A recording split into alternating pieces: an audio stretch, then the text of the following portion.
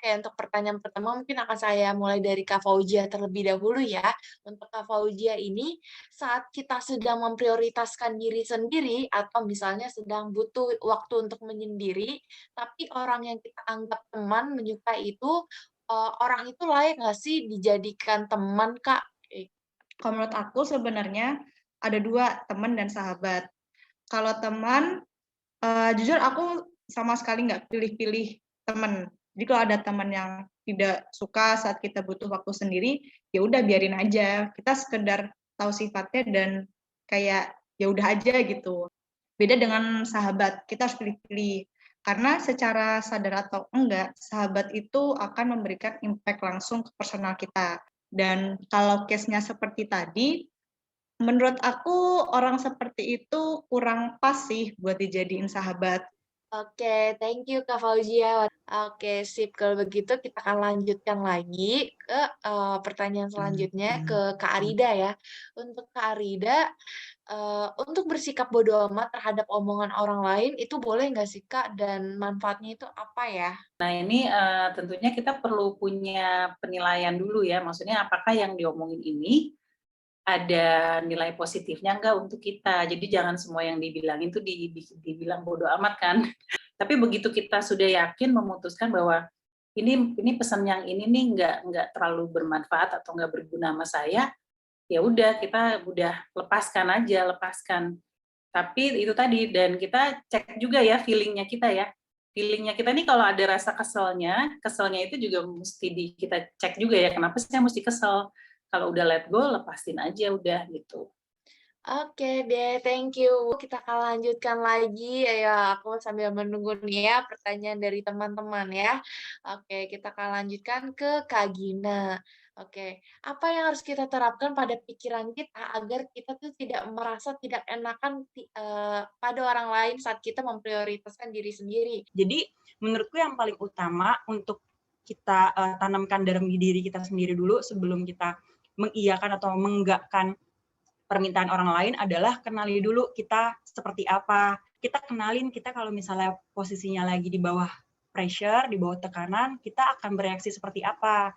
Ketika kita sedang banyak kerjaan, kita akan bereaksi seperti apa. Supaya kalaupun kita udah kenal nih sama diri kita, sama reaksi emosi kita, ketika orang minta tolong dan kita tahu kita nggak sanggup, kita bisa kasih alasan yang jelas kenapa kita menolak hal tersebut. Sehingga akhirnya nggak menyakiti siapapun, nggak merugikan diri kita juga, jadi semuanya juga sama-sama enak. Itu sih kalau menurut aku yang paling penting. Oke, sip. Thank you Kak Gina. Mungkin dari narasumber lain apa ada tanggapan lain?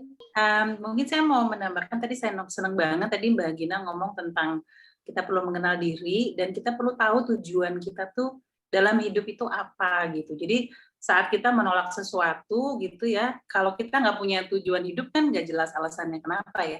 Tapi kalau kita punya suatu tujuan dan ada sesuatu yang kita tolak karena tidak sesuai dengan tujuan kita, maka kita jadi lebih punya self esteem gitu untuk bilang no. Oke deh, thank you buat Kak Rida. Sip, kalau begitu kita akan membacakan pertanyaan dari para peserta ya. Oke, mungkin ini saya akan membacakan yaitu dari Kak Nana. Ketika masih sendiri, saya itu nyaman dan memprioritaskan diri. Namun, ada masa ketika saya dekat dengan seseorang. Kadang saya menjadikan dia jadi prioritas karena berharap bisa menjadi yang terbaik. Bagaimana mengatasi hal ini padahal saya menyadari bahwa yang penting adalah kebahagiaan diri sendiri. Terima kasih banyak, Kak. Yang nanya nih tadi siapa lupa namanya. Aku tidak pernah menaruh pasangan waktu pacaran lah ya katakan. Tidak pernah menaruh pacar itu tuh sebagai pelengkap kebahagiaan, tapi sebagai penambah kebahagiaan. Fakta yang sangat jelas adalah bahwa orang lain atau pacar itu ya kemungkinannya tuh ada 2 gitu loh. Dia itu pisah sama kita karena nanti beda alam, atau pisah sama kita karena memang udah nggak bisa bareng. Nah, pemikiran itu yang membuat aku terus berusaha menempatkan pasangan itu adalah penambah kebahagiaan, bukan pelengkap kebahagiaan. Nah, terus intinya adalah jangan pernah menaruh kebahagiaan ke orang lain.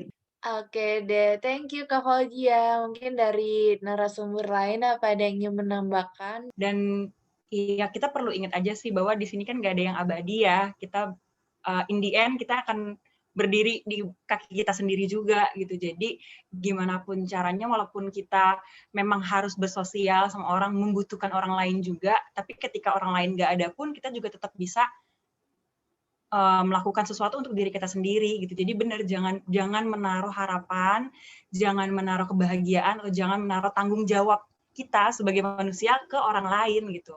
Kalau kita harus bahagia, ya kita harus bahagia karena diri kita sendiri gitu, bukan karena orang lain ada untuk kita. Dan ini juga ada pertanyaan lagi dari Kak Budi Chandra.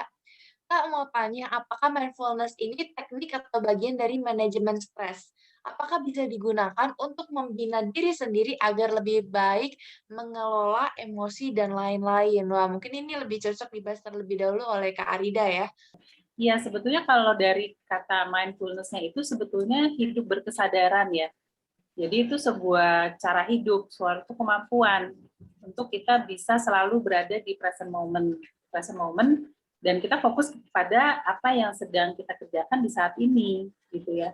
Nah, apakah bisa dipakai untuk mengurangi stres? Ya memang itu awalnya memang itu ya, untuk mengurangi stres, untuk managing stres. Karena tadi stres itu adalah hasil dari pikiran-pikiran ya, pikiran-pikiran yang membebani gitu. Ya memang di dalam emotional intelligence itu kan yang nomor satu kita perlu untuk aware dulu kan, aware sama emosi kita, aware sama pikiran kita.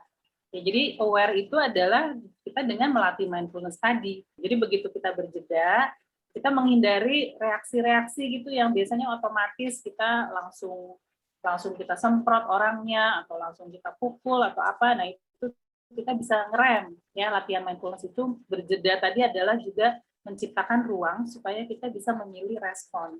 Oke deh, thank you buat Kak Arida. Wah, sudah dijelaskan dengan detail sekali ya. Oke, sip. Wah, ini ada pertanyaan lagi dari Kak Fiona L. Isa. Selamat siang Kak, mohon izin bertanya, bagaimana kalau setiap kita melakukan self-care, kita ini mengertiannya seperti kita sudah bekerja, pulang kerja, melayani pekerjaan rumah, dan melayani orang tua yang butuh dibantu, ini dan itu. Kemudian setiap weekend saat aku libur, pasti sibuk mempersiapkan pelayanan di tempat ibadah. Jadi aku kayak nggak merasa ada waktu untuk diriku sendiri, sampai aku memutuskan untuk ambil break dan pergi ke coffee shop atau makan makanan yang aku suka. Tapi pada akhirnya aku merasa kayak egois dan melakukan self-care hanya karena mau menghindari dari rutinitas atau kesibukan keseharianku. Jadi masih belum bisa benar-benar paham bedanya self-care dan selfish. Mohon pencerahannya, terima kasih. Nah, yang perlu Mbak Fiona tahu dan kita sama-sama tahu bahwa semua keyakinan dalam diri kita, baik itu hal yang positif ataupun negatif, itu pasti ada hambatannya gitu. Tinggal bagaimana kita ngerem ketika misalnya keyakinan negatif itu, ini kan contohnya keyakinan negatif ya, padahal sebenarnya yang kita lakukan adalah saya cuma mau istirahat sebentar kok gitu. Tapi akhirnya keyakinan buruk itu tuh masuk kayak, kok jadinya kayaknya egois banget ya saya, kok orang butuh tapi kok saya malah menghindari rutinitas saya gitu. Yang namanya rutinitas itu kan memang dikerjakan setiap hari gitu ya, tapi nggak ada salahnya juga kalau kita mau butuh 1 hari misalnya untuk istirahat. Jadi pasti dia akan datang sendiri pikiran-pikiran negatif maupun positif, tinggal gimana kita ngerem aja gitu, nggak terlalu bereaksi sama hal-hal yang masuk ke dalam diri kita, apalagi hal yang negatif. Kalau dari aku, itu wajar banget. Nah, kalau tips dari aku sih, coba cek lagi, kayak dibuat list gitu loh, list kegiatan yang sering kita lakukan, kayak tadi yang disebutin bekerja, bantu orang tua, atau apapun itu, coba di list.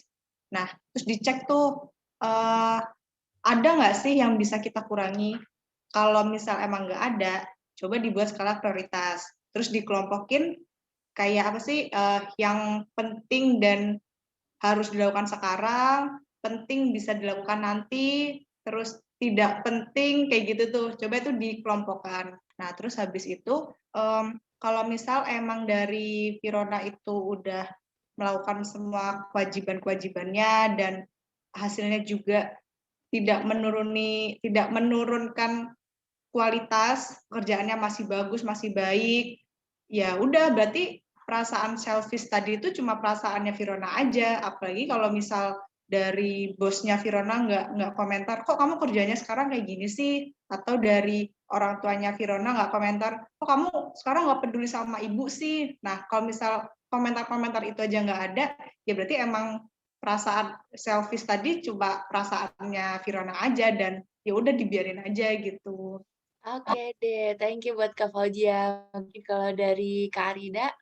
Nah, saya saranin aja sih mungkin ya, tetap perlu punya mindset bahwa diri kita tuh mind, pikiran kita, badan kita itu juga penting.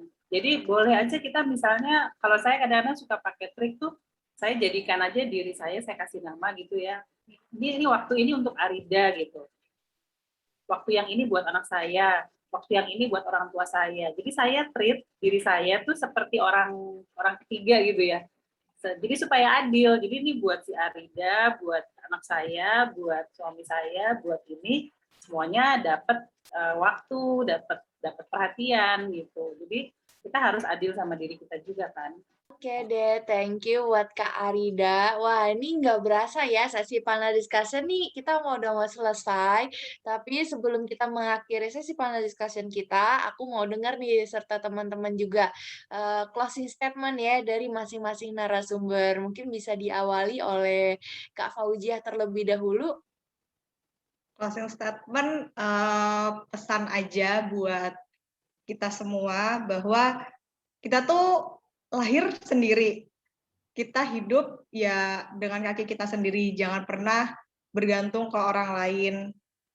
Pokoknya semua kebahagiaan itu harus dari diri kita sendiri dulu, baru bisa ke orang lain. Kita prioritaskan diri kita sendiri. Karena ketika kita tidak memprioritaskan orang, ya kita tidak memprioritaskan diri sendiri, ya kita akan jadi kayak kok aku gini tuh karena dia, malah nyalah-nyalahin. Itu aja sih.